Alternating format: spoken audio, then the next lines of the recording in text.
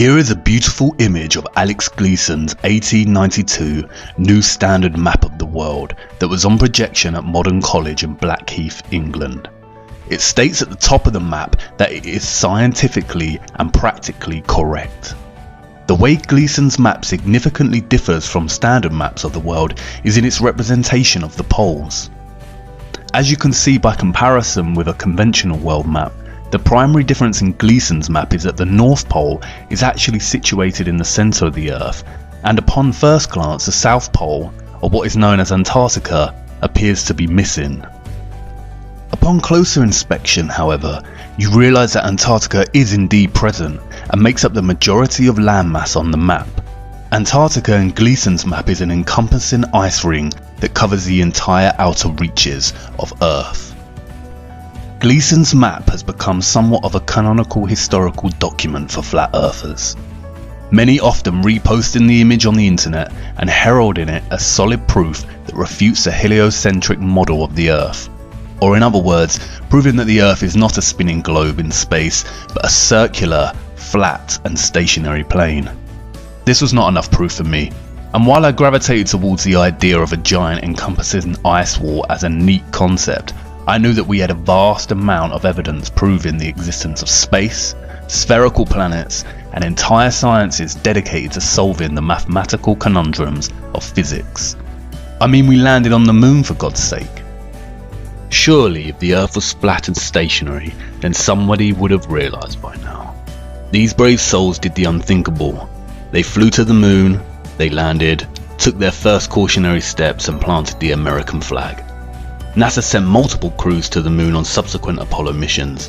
They even managed to film Apollo 17 leaving the moon. Stage pushed. Engine arm is out. Okay, I'm going to get the pro. 99, proceeded. 3, 2, 1. Ignition.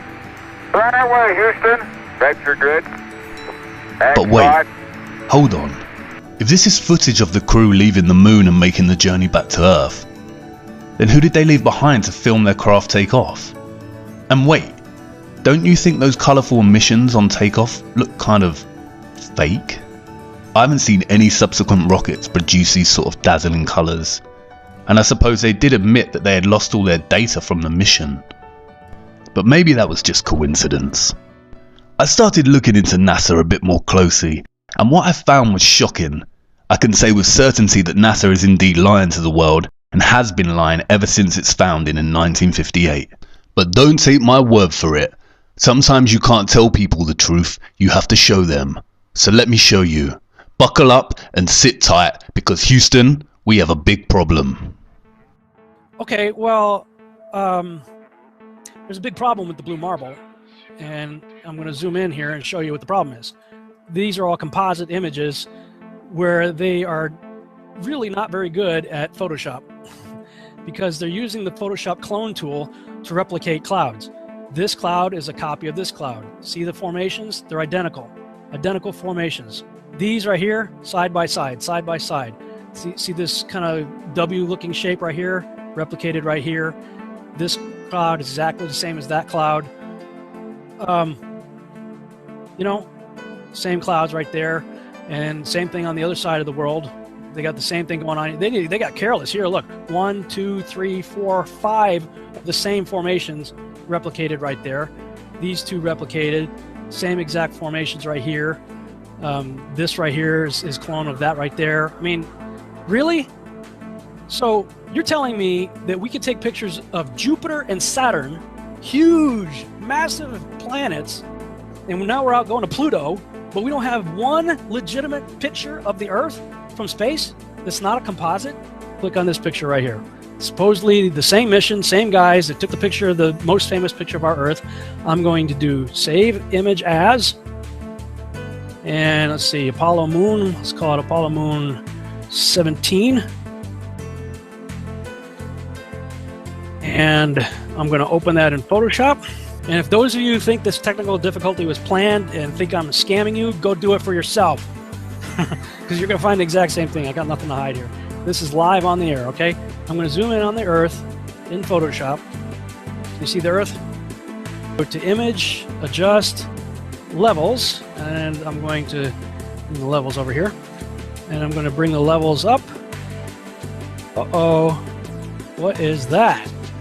Why is there a square box around the Earth allegedly taken from the scientists on the moon in Apollo 17? And people wonder why I don't trust NASA. That's why I don't trust NASA. Just another example of NASA faking space. Let's take a look here at this supposed image of Jupiter. Nothing more than CGI fakery. The supposed auroras towards the north. Let's take a look here again at NASA's official website, where it states Hubble captures vivid auroras in Jupiter's atmosphere. Here's the problem. The date of June 30th, 2016. Now take a look at this. Another so-called official image of Jupiter. This one's from back in 2014. You see the problem here? Now let's take a closer look at the supposed two images provided from NASA of Jupiter. Here's the problem again, 2016, 2014. What's the difference here? Well, the difference is they added the supposed auroras on the north, and this is nothing but a Christmas tree. Give me a break. Take a look here. I mean, all the clouds are in the same exact position. Just the 2016 image is a bit, I would say, darker. It's a bit lighter in 2014. Here's a side-by-side. People can't see what's taking place here with NASA. Nothing more than fakery. I mean, give me a break. This is a complete insult. You have a brain in your head. And you can tell it's real because it looks so fake, honestly.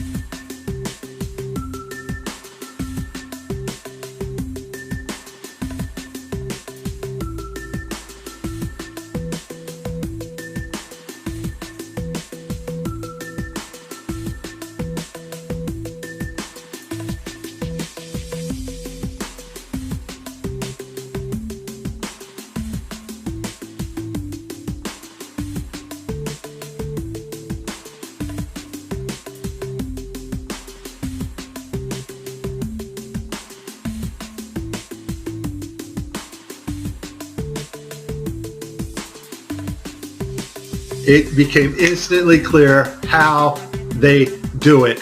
And it's just video game technology. Now, if you're part of the Geek Squad or the techie crowd, well, then you already know about this technology. And so let's get to the video that caught my attention, and you will see the same things that I saw. Let's watch. We have to introduce the concept of freefall. So let's use this model of the Earth. And let's enlist the help of a friend, Taxi. You might know her.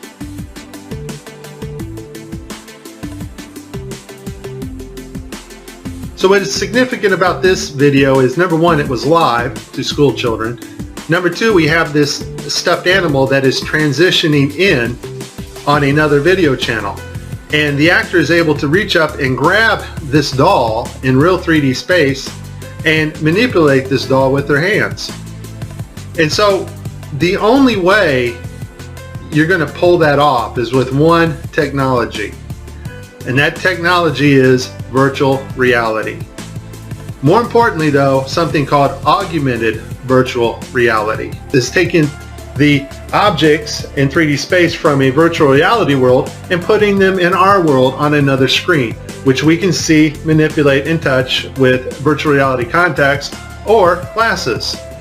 In this next segment, I'm going to show you how NASA grabs objects in 3D space, rotates them around, manipulates them. They can do this with water, with cloth, anything. And the cool thing about it is we can take what they're doing, what they're seeing with their contact virtual reality augmented lenses, and put that on a separate video layer live. Yes, live. And do it all in real time. 45 minutes straight of NASA messing up their virtual reality setup. I tried to pick some clips that were obvious and some not so obvious.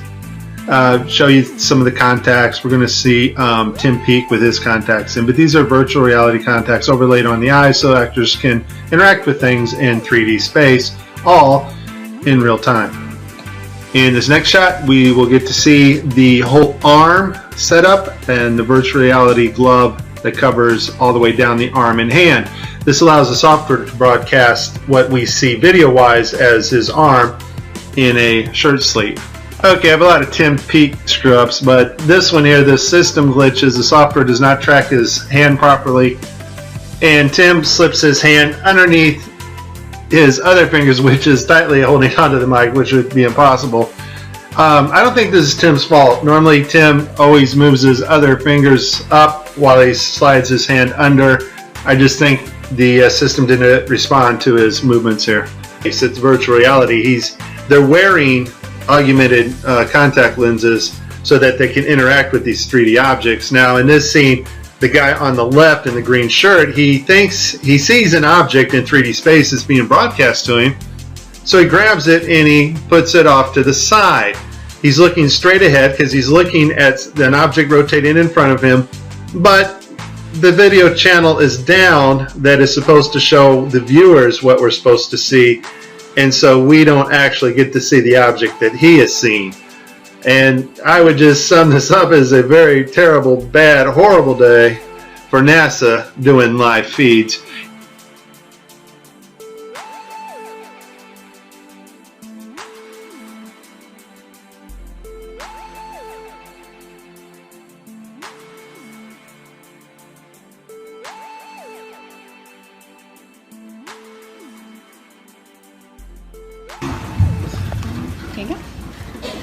So many times during spacewalks outside the International Space Station, we can see air bubbles rising up. Can you touch on how there are air bubbles in space? Can you be more specific? Air bubbles? So yeah, like a lot of times during the footage, the NASA footage, you can see bubbles coming up out of the helmets or kind of from underneath you. How do you explain bubbles in space? Yeah, I'm not sure exactly what you're talking about. Now sometimes you get water in the helmet, and it's either from sweat or from the cooling garments. And in some of my spacewalks, I had like water in the helmet. Not like I was going to drown in the helmet, but just little bits of water probably came from sweat. Often on the outside of the space station, you'll liberate little pieces of, it's a really harsh environment out there, and the outside of the space station gets beat up pretty good. And sometimes, you'll see just little flecks of paint or something that you might have disrupted floating away from the suit. And, that's generally what that is. I've never seen any kind of air bubble anywhere. Yeah. Could it be that you're filming in an underwater pool and you're not really out there?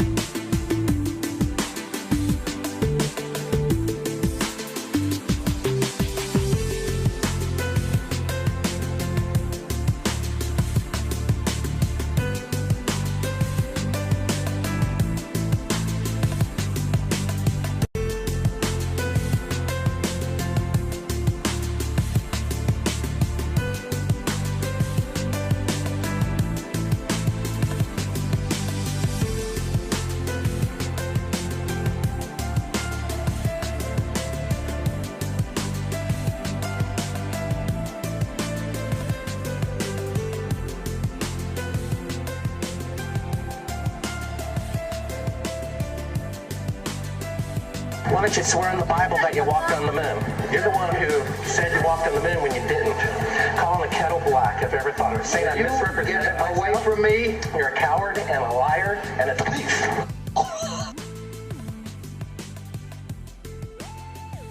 And then there is this. Official NASA research into the dynamics of an aircraft that would function over a flat and non-rotating Earth. A flat and non-rotating Earth. A flat and non-rotating Earth. What? I know NASA has a tremendous multi-billion-dollar budget, but why would the organisation waste funding research for an aircraft that functions over a flat and stationary Earth? I thought we lived on a spinning globe in space. Is this not like Toyota designing a new car that drives through lava? It would never be used and would be a tremendous waste of money. This is all fun and games until you really start to ponder NASA's lies. Why would the biggest space organisation, whose vision statement on their website claims that it is their goal to discover and expand knowledge for the benefit of humanity, lie? And where exactly does their multi-billion-dollar annual budget go? In the last 5 years, NASA's total annual budget between 2016 and 2020 totals over a whopping $100 billion. Why would they commit such fraudulent actions if they want to benefit humanity with their understanding and exploration of space? And if we cannot trust the most famous of all space organisations to give us the truth, then is the Earth really what we've been led to believe it is? And then I remembered the 1959 United Nations Treaty, which prohibits and regulates all global activity on the continent of Antarctica and ensures that the continent belongs to no nation.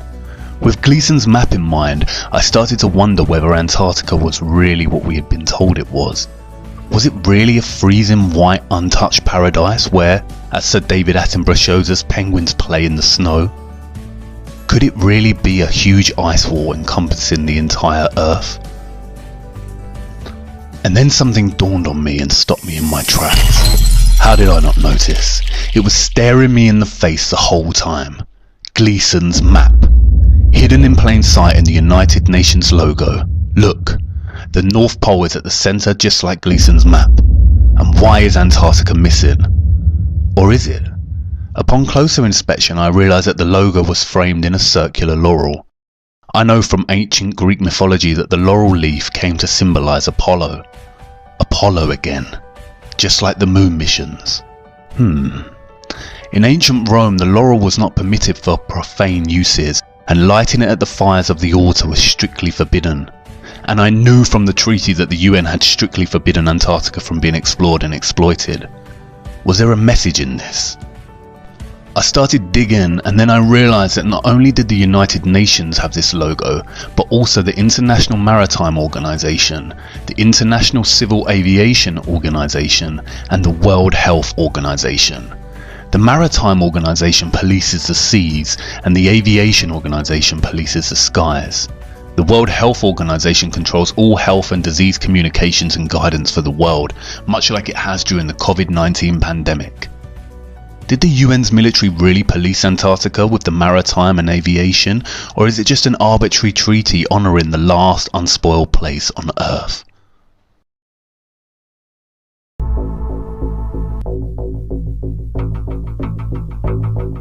Hey, it's a Navy destroyer. He will yield.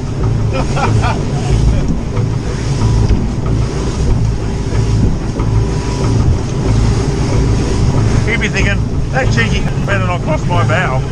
Yeah. Stop, Josh. They take it seriously. What did they say? You got to yield. You can't just fucking. They think you're going to charge them. We don't know for sure, but they did say something. No, they did. They come back last fall. Yeah, fucking talk to them. Actually going around. He's turning. Stop. He's turning. He is actually turning. He said about the ship yesterday. No, he is turning. Fucking hell, what have we done now? It's turning, Josh. Just sit still. He's slowed down, has he? Yeah, he's really slowed down. No doubt we were in trouble. He thinks we're tomorrow. What for? It's coming to us. He's got the shits because... This is Warship Hobart, channel 16, over. 16. Yeah. Exclusion area, please report your intentions. Who the fuck's that? We're heading to the shelf to go... Just say we're out fishing, heading out fishing. No, we're just heading out fishing. Get the dinghies out, boys. They get away the water.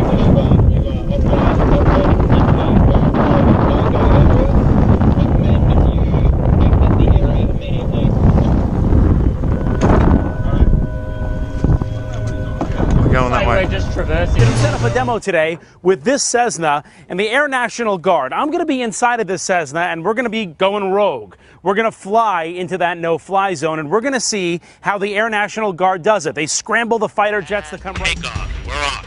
flying for miles and miles until... Okay, we've just entered the no-fly zone now. Our pilots aren't talking to air traffic control, ignoring their calls to reach them. That triggers an alarm at the Air National Guard base. These fighter pilots scrambling to their jets. They're on alert and ready to take action 24 hours a day.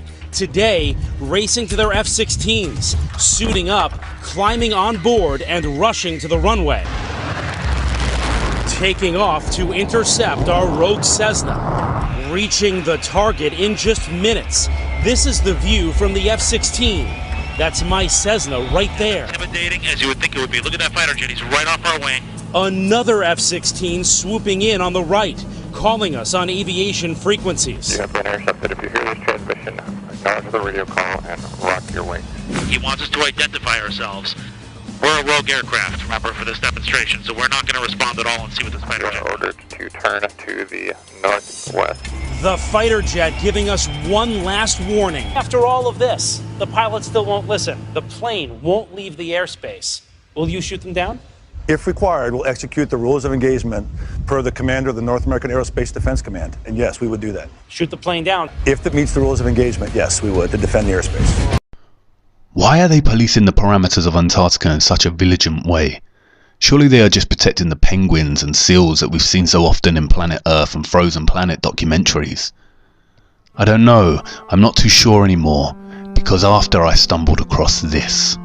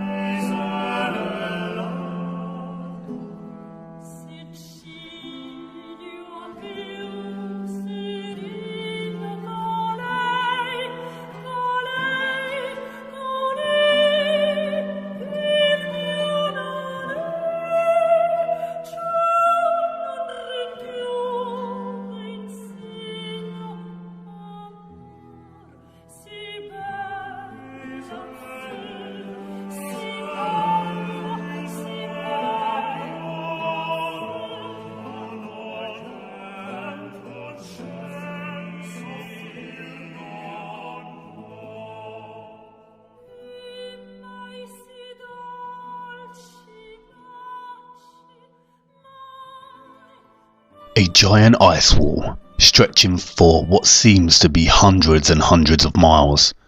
I don't know about you, but I find this footage deeply disturbing.